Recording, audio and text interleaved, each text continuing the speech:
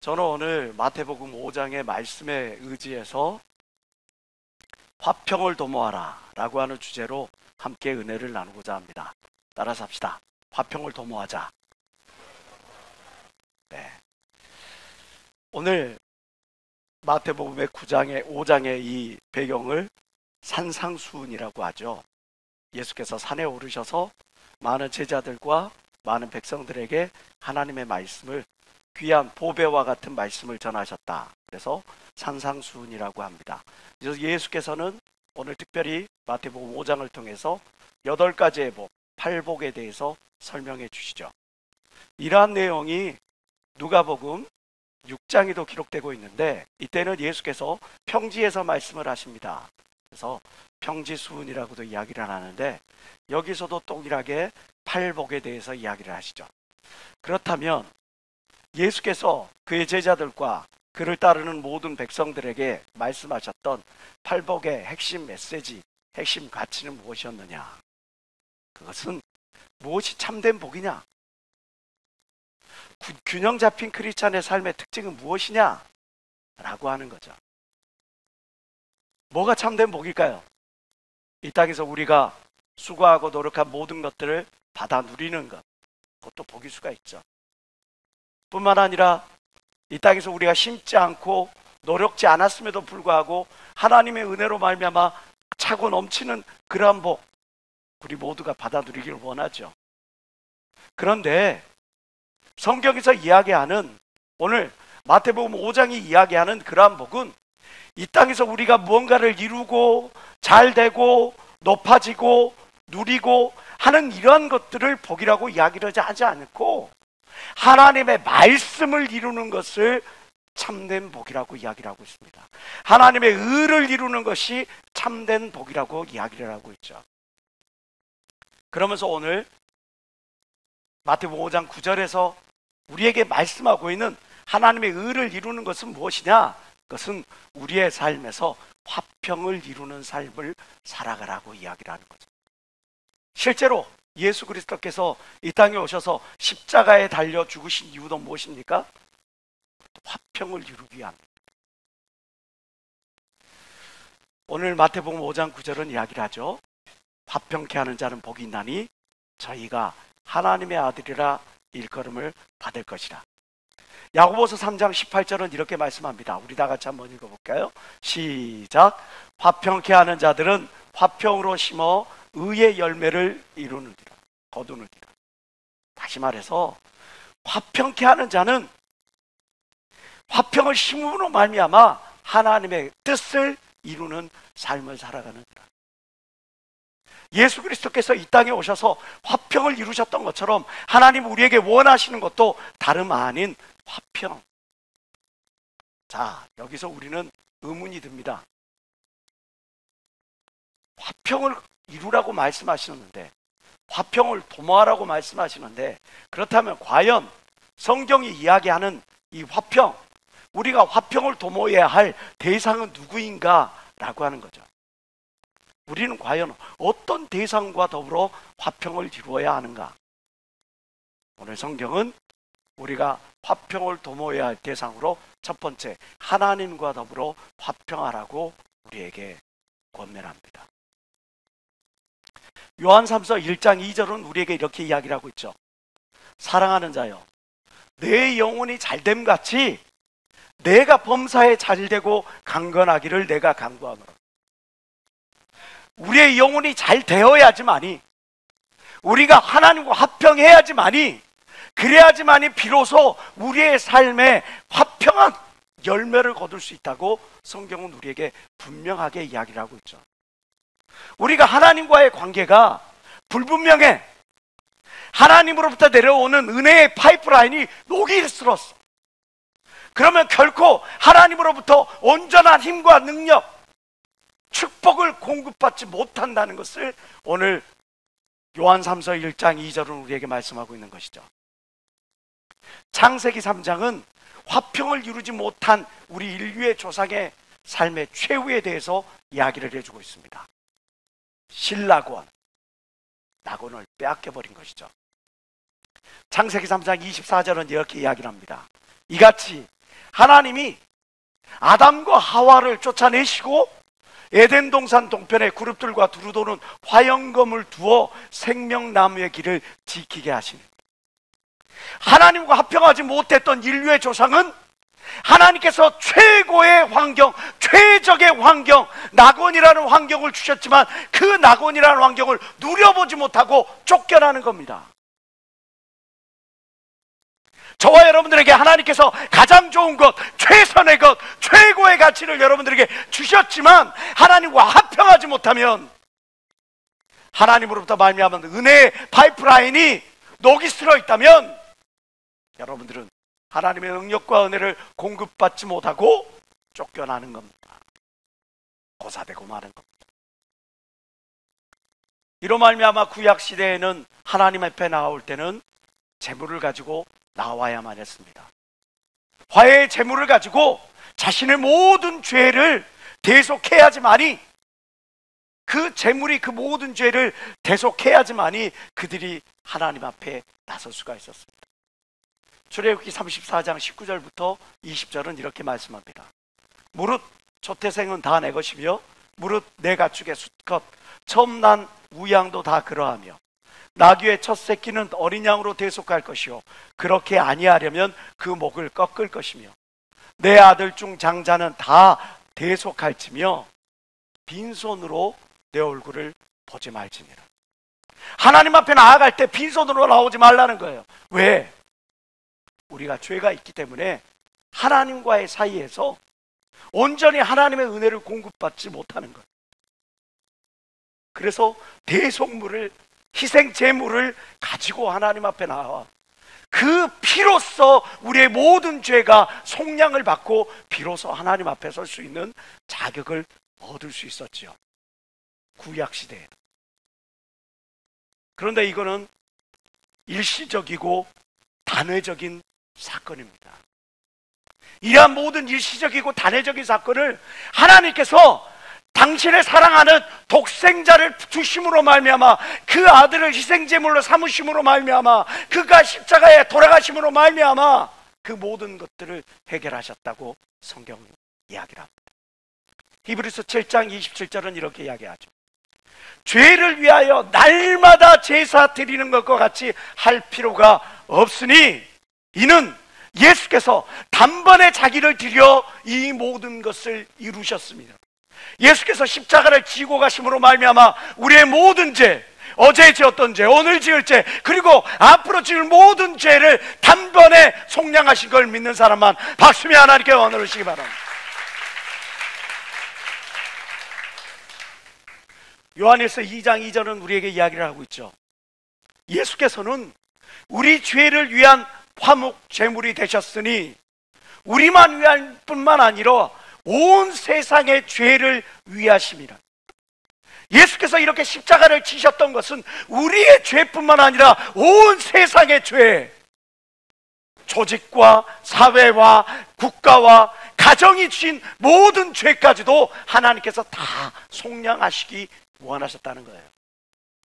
에베소서 1장 7절을 우리에게 말씀합니다. 다 같이 한번 읽어봅시다. 시작. 우리가 그리스도 안에서 그의 은혜의 풍성함을 따라 그의 피로 말미암아 구속 곧 죄사함을 받았습니다. 이 땅에 우리가 하나님과 화평케 될 수 있는 그 어떤 길도 없어요.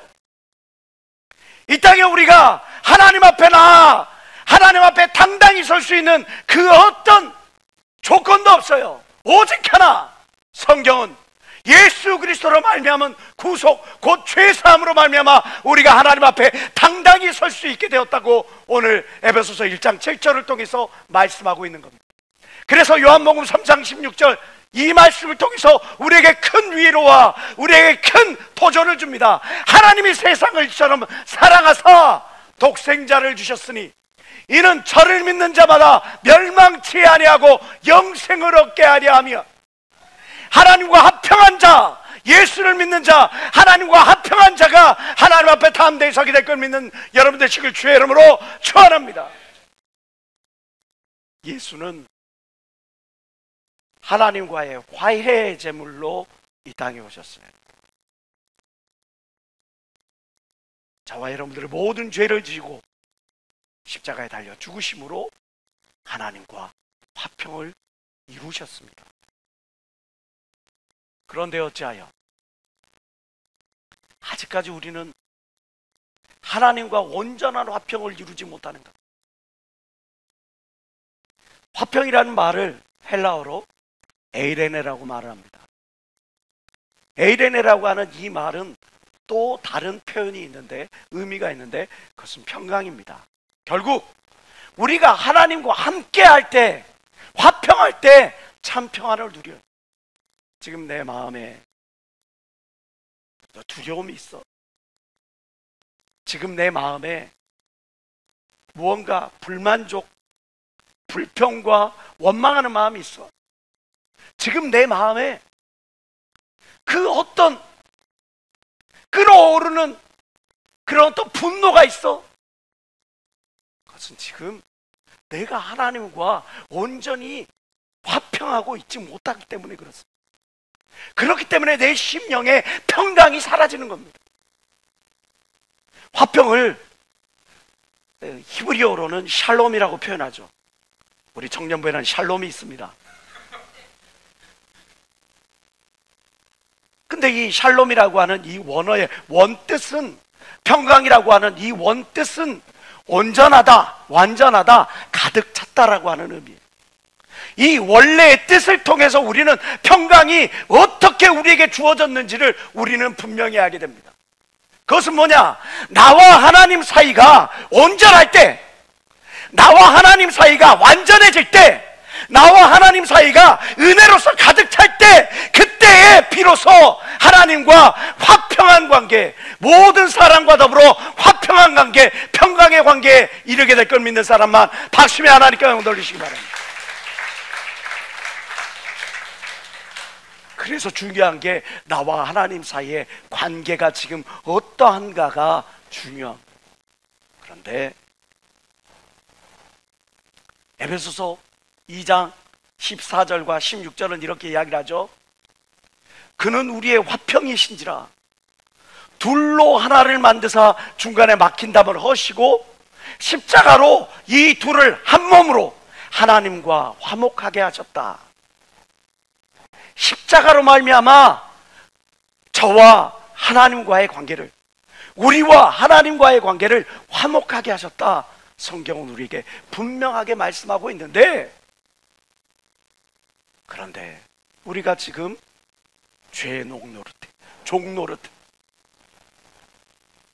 죄에 끌려다녀. 죄가 내 주인이 아닌데 그것이 내 정욕이, 내 탐욕이, 내 안에 있는 모든 게으름과 시기와 질투와 내 마음의 그런 죄악이 마치 내가 주인, 자기가 주인인 것처럼 나를 막 끌고 다녀. 그렇기 때문에 우리 안에 평강이 없어지고 화평이 없어지고 하나님의 의를 이루지 못하는 겁니다. 하나님의 뜻을 이루지 못하는 겁니다. 하나님이 여러분들을 통해 이루시고자 하는 계획이 있는데 그 계획을 이루지 못하는 겁니다. 왜? 내가 하나님과 화평하지 못하니까. 왜? 내가 하나님과 화평하지 못하는 이유는 내가 죄에 끌려다니니까. 갈라디아서 4장 8절과 9절은 우리에게 이런 말씀을 주죠. 그러나 너희가 그때에는 하나님을 알지 못하여 본질상 하나님이 아닌 자들에게 종노릇하였더니, 우리가 하나님을 알지 못했을 때는 죄가 우리의 주인인 것처럼 우리를 끌고 다니는 것을 우리가 당연하게 여겼어. 분노가 나를 끌고 가고, 시기와 질투가 끝나가고, 게으름이 나를 끌고 가고, 나 자신에 대한 탄식이 나를 끌고 가는데도 그것이 당연한 것으로 여겼어. 그런데 지금 우리는 예수 그리스도의 십자가로 말미암아 죄 사함을 얻은 저와 여러분이 아닙니까? 그런데 이제는 너희가 하나님을 알 뿐더러 하나님의 아신 바 되었거늘 어찌하여 다시 약하고 천한 초동한물로 돌아가서 다시 저희에게 종노릇하려느냐?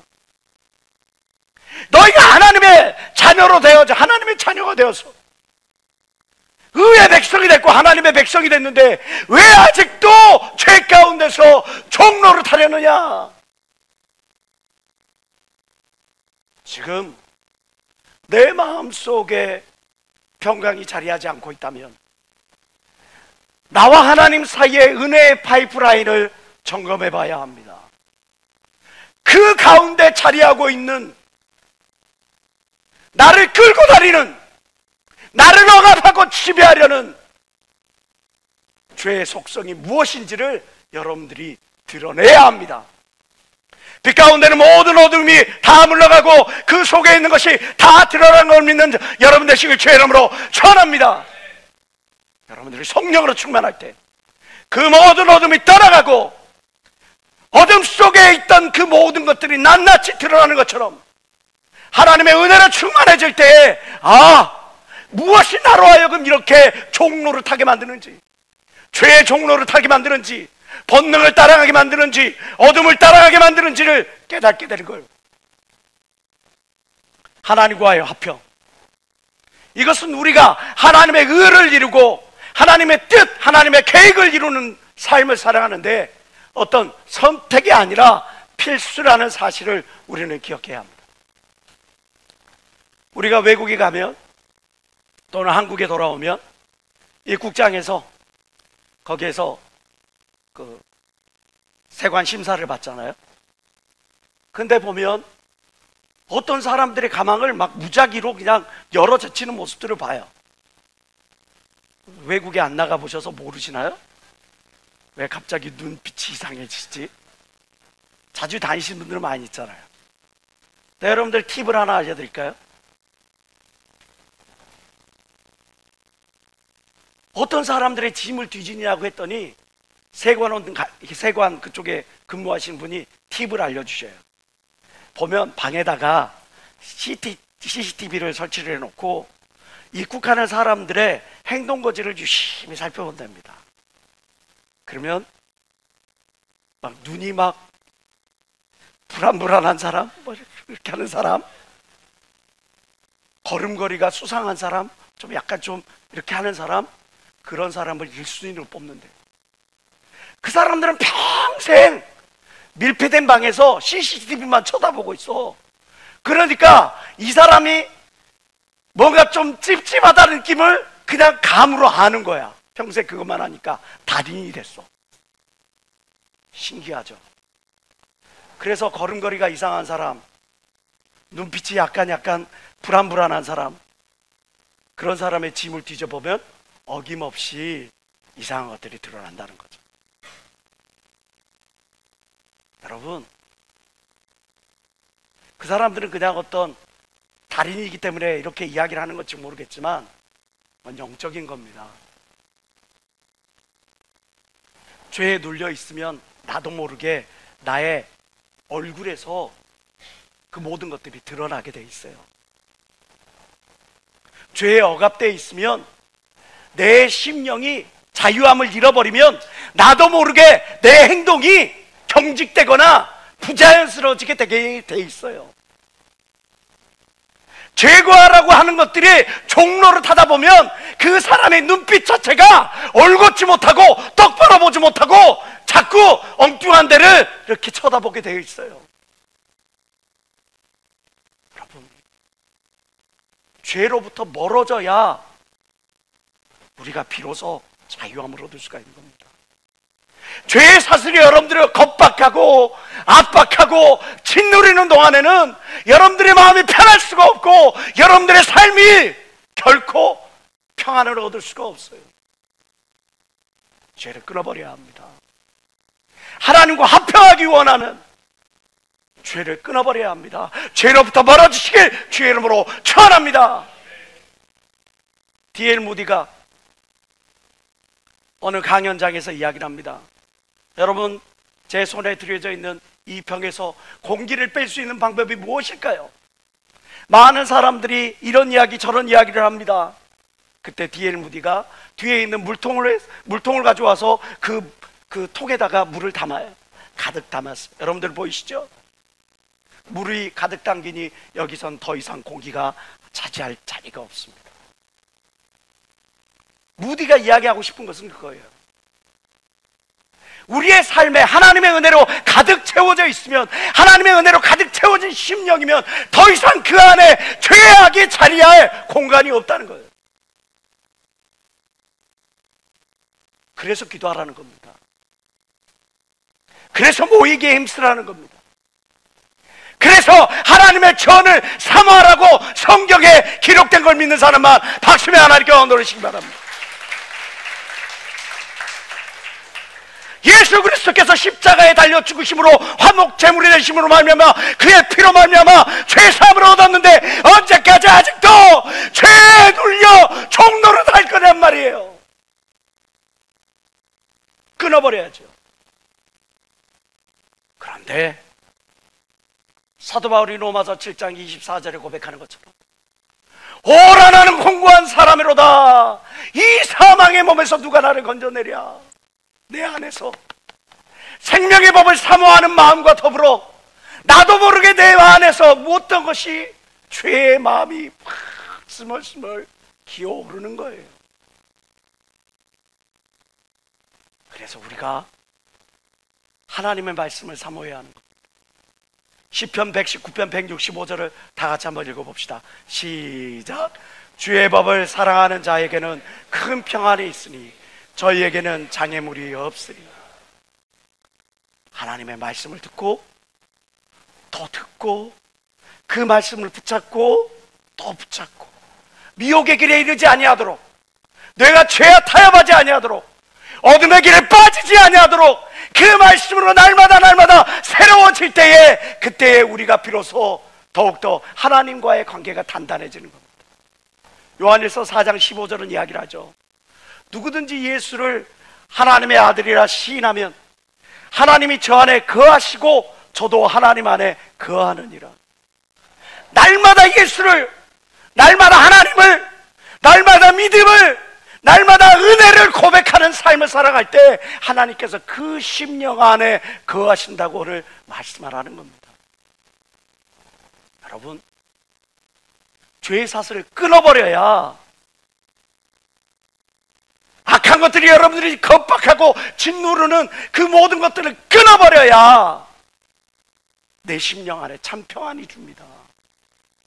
내 심령에 참 평안이 주어질 때에 비로소 우리에게 맡겨진 하나님의 일에, 하나님의 계획에 집중할 수 있게 되는 겁니다. 평안한 삶을 위해 하나님과 화평케 되시길 주의 이름으로 축원합니다. 또 하나 우리가 화평을 도모해야 할 대상이 있는데 그것은 다름 아닌 바로 나 자신이에요. 많은 사람들이 화평을 도모하라 그러면 나랑 원수진 사람, 뭐 다른 그것들을 생각할지 모르는데, 여러분, 하나님과 화평한 것은 최우선순위고 그 다음으로 중요한 게 나 자신과 화평해야 됩니다. 오늘날 한국 사회에 가장 큰 위협이 뭐라고 생각하세요? 일본 원전에서 만들어진 원전 오염수 방류? 아니면 홍범도 장군의 동상을 뭐 옮기는 거? 북한의 핵미사일의 위협? 이것들이 한국 사회에 가장 큰 문제가 될 것인가? 아니란 말이죠. 한국 사회에 가장 큰 위협이 되고 있는 것이 무엇이냐? 전염병처럼 번지고 있는 우울증과 공황장애라고 하는 거. 우리의 심령 가운데 오염 요소가 되고 있는 거. 그 때문에 급증하고 있는 게 뭡니까? 자살률이 급증하고 있어요. OECD 국가 중에 압도적인 1위야. 그냥 1위도 아니고 압도적인 1위. 우리나라 사람은 뭐를 하든지 1등을 해야 직성이 풀리니까, 적장이 2등을 하면 아니 그냥 속상하니까 그냥 교통사고 사망률도 1등, 자살률도 1등, 노인 사망률도 1등, 뭐 우울증 그것 때문에 자살하는 것도 1등, 아무튼 다 1등이야. 이런 거는 제발 1등 안 했으면 좋겠어.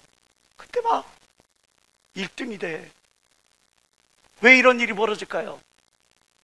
자신과 화평을 이루지 못했기 때문에. 내 자신과 화평을 이루지 못했어. 나도 나를 인정하지 못해. 나도 나를 존중하지 못해. 나도 나 자신을 사랑하지 못해. 과거의 나라고 하는 존재 때문에. 실수투성이 있나? 죄악투성이 있나? 성공하지 못했던 오늘 지금 현재 이 시간에 남들한테 당당하게 드러내 보일 수 없는 나는 이런 사람이에요. 나는 이렇게 갖추었어요. 나는 이것을 이루었어요. 나는 이런 것들을 누리고 있어요. 말할 수 없는 그런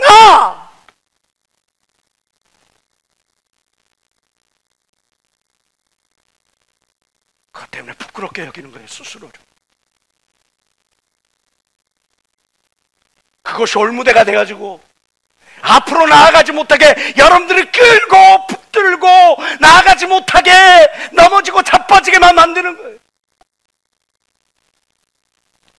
나 자신도 나를 인정하지 못하고, 나 자신도 나를 존중하지 못하고, 나 자신도 나를 사랑하지 못하는데 그 어떤 사람이, 그 어떤 단체가 여러분들을 인정하고 사랑해 줄 수가 있겠습니까?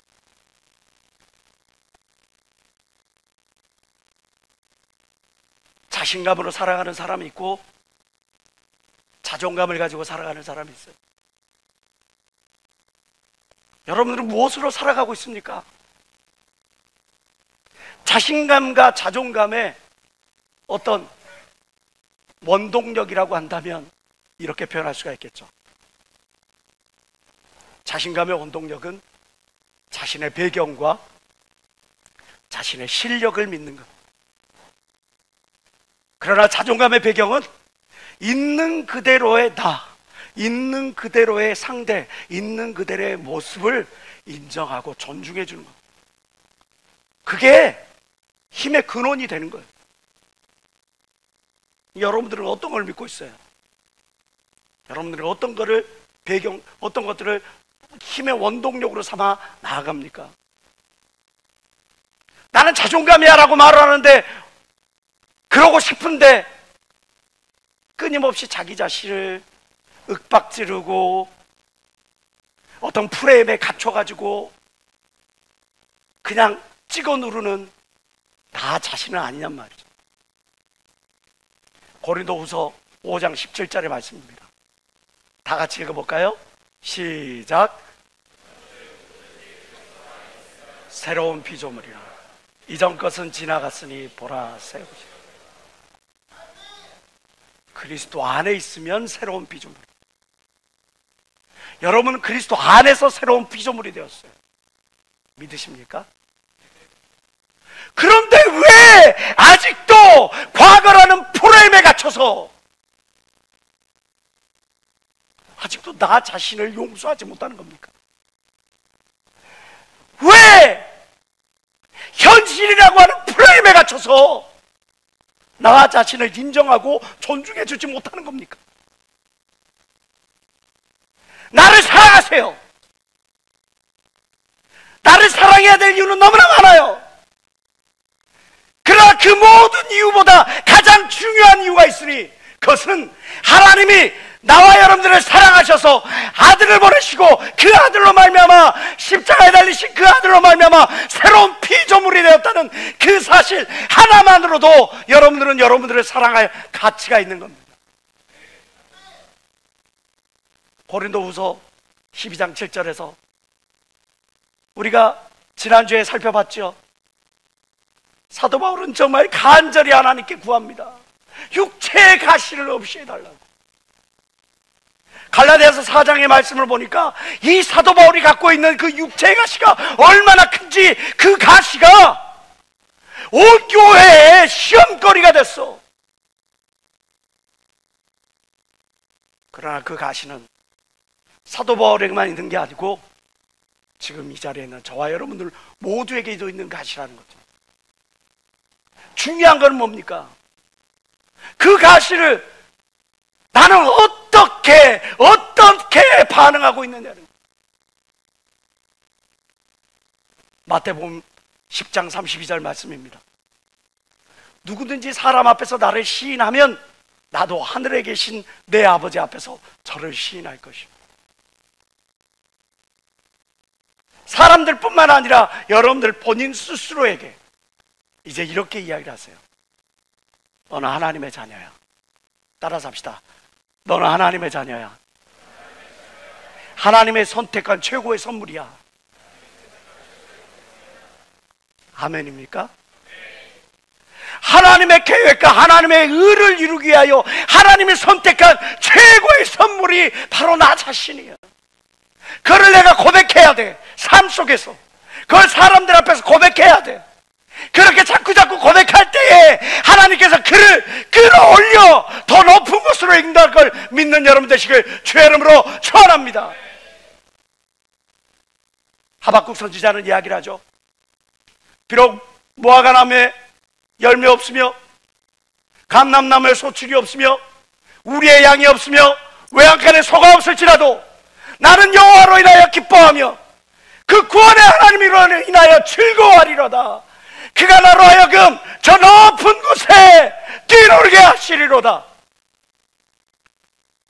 하박국 선지자가 있는 그 당시에 이스라엘은 이제 강력한 바벨론 군대 앞에서 풍전투와 같은 그런 상황이었어요.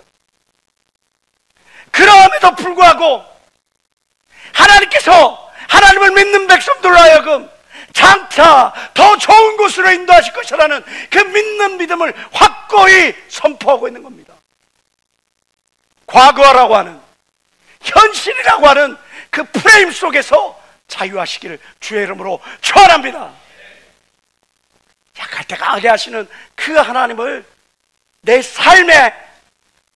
삶을 통해 그 능력의 하나님을 고백하시는 여러분들 되시길 주의 이름으로 축원합니다. 사도 바울은 빌립보서 4장 13절에 이렇게 고백을 하죠. 내게 능력 주시는 자 안에서 내가 모든 것을 할 수 있느니라. 많이 우리 한국교회 성도들이 가장 좋아하는 말씀이 뭐냐? 그때 바로 빌립보서 4장 13절 말씀. 이사 갈 때 말씀을 어떤 말씀 주기를 원하느냐? 바로 이 말씀 달라는데, 사업장을 가든 뭐를 개업을 하든 뭐를 하든 이 말씀 받기를 원해. 내게 능력 주시는 자 안에서 내가 무엇이든지 할 수 있느니라. 저와 여러분들 다 할 수 있습니까? 근데 사도 바울이 이렇게 내게 능력 주시는 자 안에서 내가 무엇이든지 할 수 있다고 고백한 그 배경이 있어요. 그 전 말씀을 우리가 살펴봐야 돼요. 11절부터 살펴볼게요. 다 같이 시작.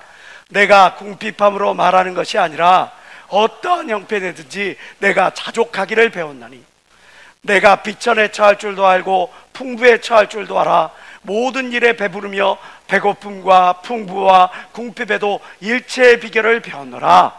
내게 능력 주시는 자 안에서 내가 모든 것을 할 수 있느니. 사도 바울이 내게 능력 주시는 자 안에서 모든 것을 할 수 있다고 고백한 이유는 뭐예요? 감사함을 깨달았기 때문에요.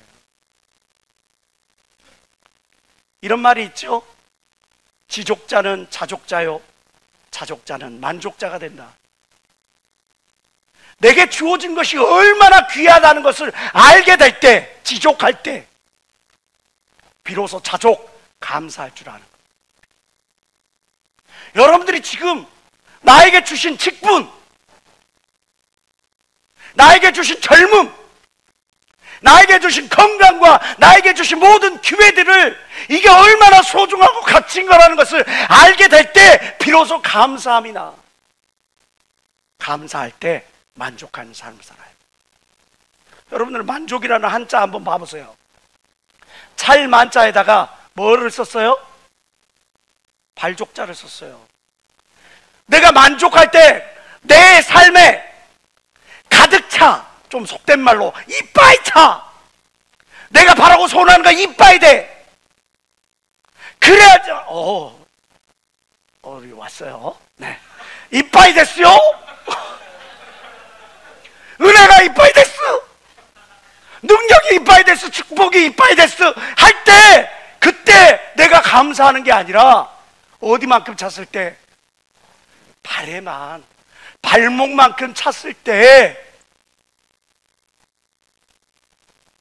그때 감사가 넘친다고요. 뭐 할 때? 지족할 때. 내게 주어진 것이 얼마만큼 귀하다는 것을 알 때. 그리고 그것을 자족, 감사할 때. 그런 사람이야 내 삶의 발목만큼 차도 고마움을 느끼고 감사함을 느끼지만 내 삶의 축복이 이빠이 찼어. 내 주변에 좋은 사람이 이빠이 됐어요. 아무 소용이 없어. 감사할 줄 몰라, 깨닫지를 몰라, 만족할 줄을 몰라. 그런 사람들. 여러분, 하나님이 내게 주신 모든 기회들이 얼마나 소중한지를 깨닫는 여러분들 되시길 주의 이름으로 축원합니다. 그것들의 감사를 고백하시길 주의 이름으로 축원합니다. 그럴 때 여러분들이 모든 삶 속에서 감사를 고백해야 될 걸 믿는 사람만 박수며 하나님께 영광 돌리시기 바랍니다. 우리 잘 아는 잠언 4장 23절의 말씀, 무릇 지킬 만한 것보다 더욱 내 마음을 지키라. 생명의 근원이 이에서 납니다. 마음을 지킬 수 있는 것 감사죠. 여러분, 정말 형통한 삶을 살아가기를 원합니까? 하나님이 여러분들의 삶을 통해 이루실 모든 것들을 기대하면서 살아가기를 원합니까? 그렇다면 하나님과 화평할 뿐만 아니라 여러분 자신과도 화평하시길 주의 이름으로 축원합니다. 또 하나 화평의 대상이 있죠. 그건 바로 이웃과의 화평입니다. 오늘 성경에 22절부터 24절은 이렇게 이야기를 합니다. 내가 너에게 이르노니 형제에게 노하는 자마다 심판을 받게 되고 형제에게 대하여 라가, 모질이, 멍충이 이런 뜻이에요. 모질이라 하는 자는 공회에 잡히게 되고 미련한 놈이라 하는 자는 지옥불에 들어가게 되리라. 그러므로 예물을 제단에 드리다가 거기서 내 형제에게 원망 들을 만한 일이 있는 줄 생각나거든. 다 같이 시작.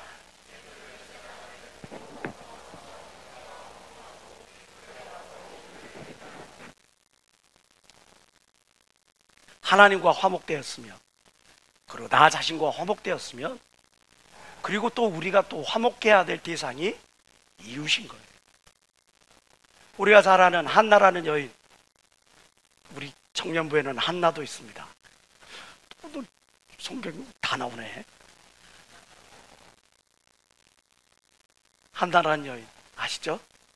남편에게 사랑을 받았지만 아이가 없어요. 그러나 그 남편에게는 또 다른 분인나라고 하는 아내가 있는데 그 아내는 남편의 사랑을 받지 못했지만 그러나 아이를 낳게 됐어요. 아들을 낳게 되니까 그때부터 한나를 괴롭히기 시작하는 겁니다. 애도 못 낳는 년이, 아이도 없는 여자가 네가 도대체 남편 사랑받아서 뭐해? 그것 때문에 눈물로 쏘소하는 한나. 결국 기도하는 가운데 하나님께서 사무엘이라는 선지자를 한나의 태를 통해서 낳게 하셨죠. 간절히 기도하는 가운데 말이에요.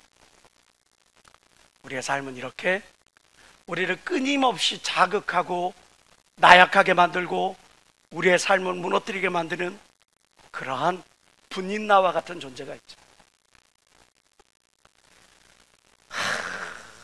나 자신의 어떤 인내의 한계를 드러내게 만드는 존재, 감정의 한계를 드러내게 만드는 존재, 나를 끊임없이 비참하게 만드는 그런 존재, 고통스럽게 만드는 존재. 때때로 그러한 사람이 우리의 가족 중에 그 누군가일 수도 있어요. 때때로 그러한 사람이 우리 안에 있는 교회 공동체 가운데 그런 사람이 있을 수도 있어요. 이런 분인나와 같은 존재, 이런 분인나에 대해서 우리는 어떻게 해야 합니까? 내게 그 누군가가 내 삶에 오물을 집어 던졌다고, 쓰레기 봉투를 집어 던졌다고, 내 삶을 그냥 어그러뜨리고 상처를 줬다고 나도 똑같이 그에게 쓰레기 봉투를 집어 던지고 감정이 쓰레기 봉투를 집어 던지고 그를 똑같이 분노하고 다툰다면 이 사회가 어떻게 되겠습니까? 우리는 우리에게 대하는 우리의 삶을 무너뜨리는 분인나에 대해서 어떤 자세를 가져야 되겠습니까? 용서. 이것은 나를 살리는 길이에요. 상대방을 위해서 용서하는 것이 아니라 나 자신을 용서하는 거예요. 나 자신을 위해서.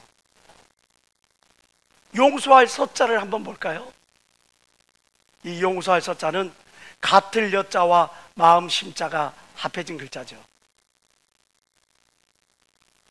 상대와 같은 마음을 가지라는 말이에요. 상대 입장에서 바라보고 이해하라는 말이에요.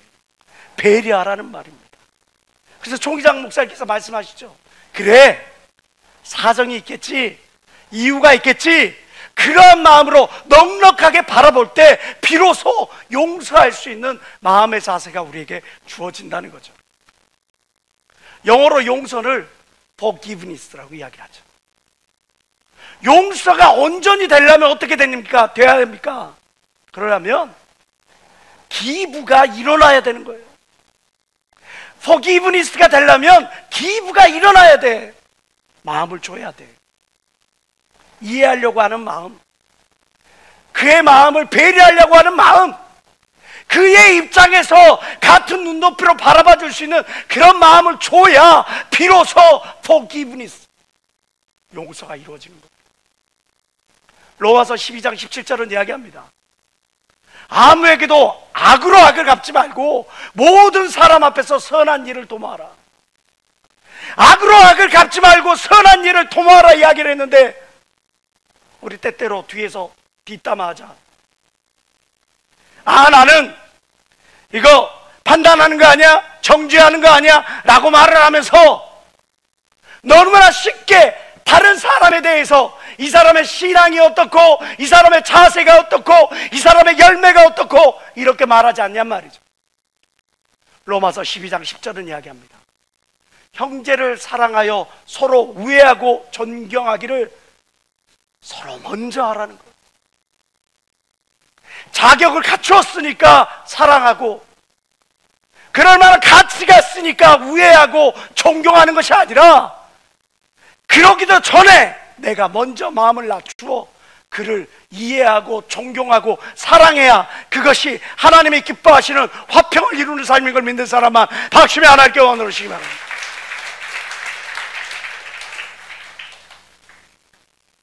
만유인력의 법칙에 의해서 모든 사물은 땅으로 떨어지게 되어 있죠. 그럼에도 불구하고 저 새는 하늘을 날아다닙니다. 만유인류 법칙과는 벗어난 생명의 법칙이 있기 때문에 그 생명으로 말미암아 저 하늘을 날아다닐 수가 있는 거예요.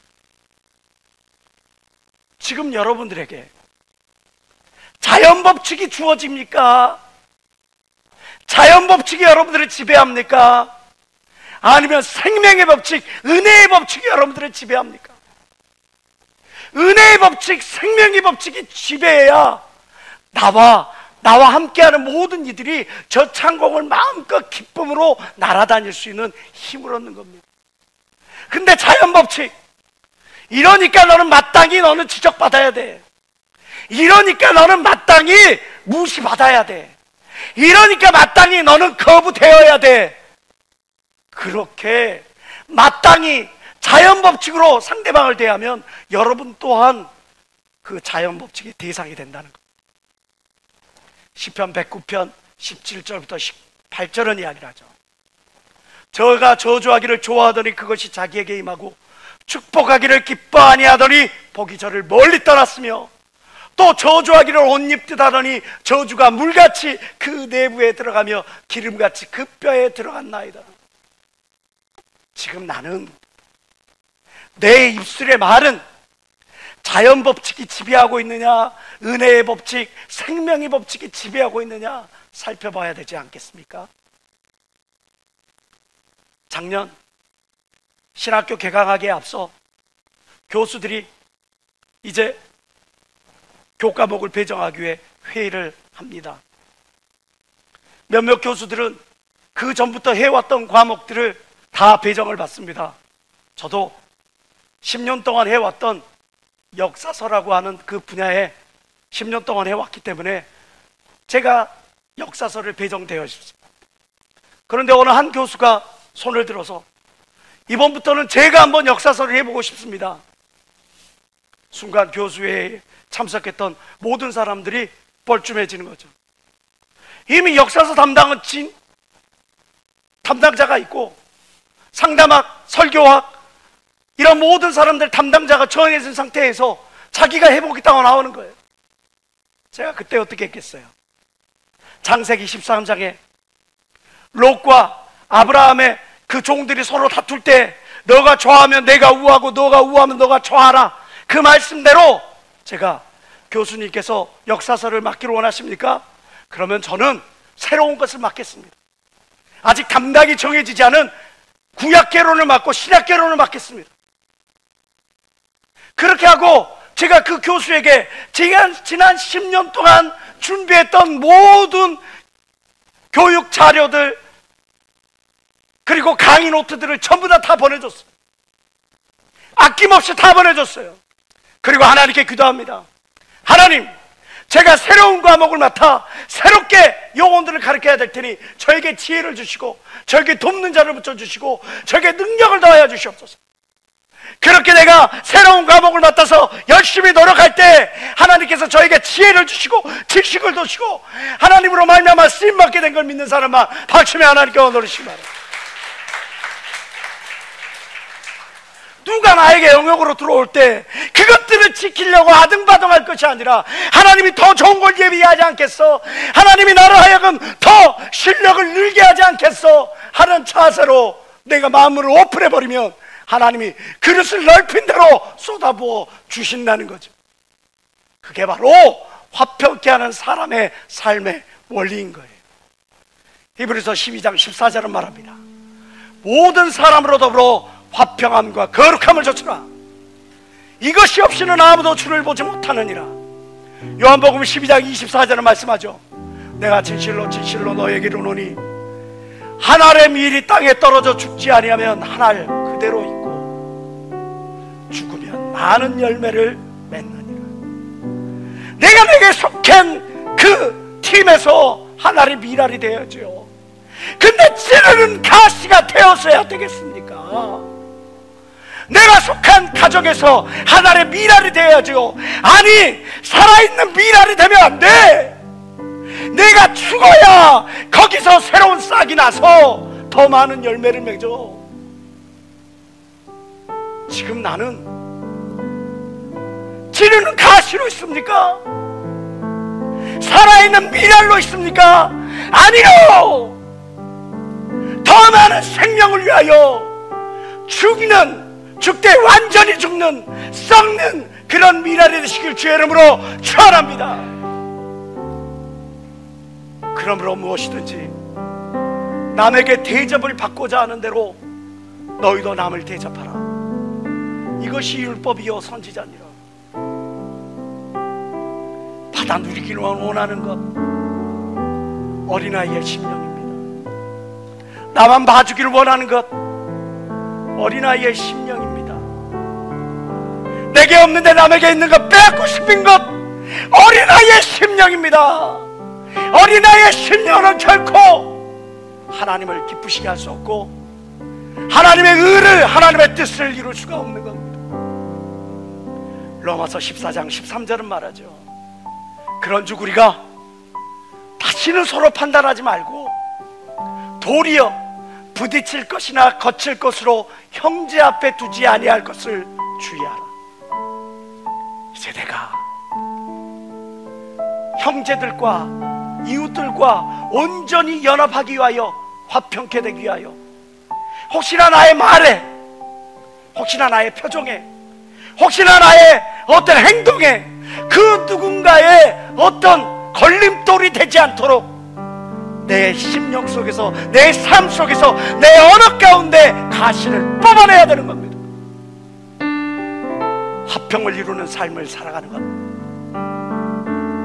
이것은 이 팔복 가운데 가장 중요한 가치예요. 예수 그리스도께서는 하나님과 우리 가운데 화평케 하시려고 십자가를 지셨습니다. 우리와 우리 가운데 막힌 담을 허시고 온전히 화목하게 만들었습니다. 오늘을 살아가는 저와 여러분들에게 하나님께서 말씀하십니다. 너희도 나와 같이 화평의 제물이 되어라. 화평케 하는 자는 복이 있나니 저희가 하나님의 아들이라 일컬음을 받을 것이고, 화평케 하는 자는 화평으로 심어 의의 열매를 거두느니라. 하나님과 화평하세요. 죄악을 끊어버리고 이제 하나님과 화평하시는 거예요. 그리고 나 자신과 화평하세요. 나를 인정하기로, 나를 격려하기로, 나를 더욱 사랑해주기로 여러분들 작정하세요. 그리고 그런 풍성해진 마음, 건강해진 마음을 가지고 내 이웃과 화평해주세요. 화평을 도모하여 여러분들이 여러분들의 있는 자리에서 하나님의 미랄이 되어 여러분이 진정 하나님의 자녀인 것을 증명해 가시길 주의 이름으로 축원합니다. 주여 삼차 통솔을 기도합니다. 주여, 주여.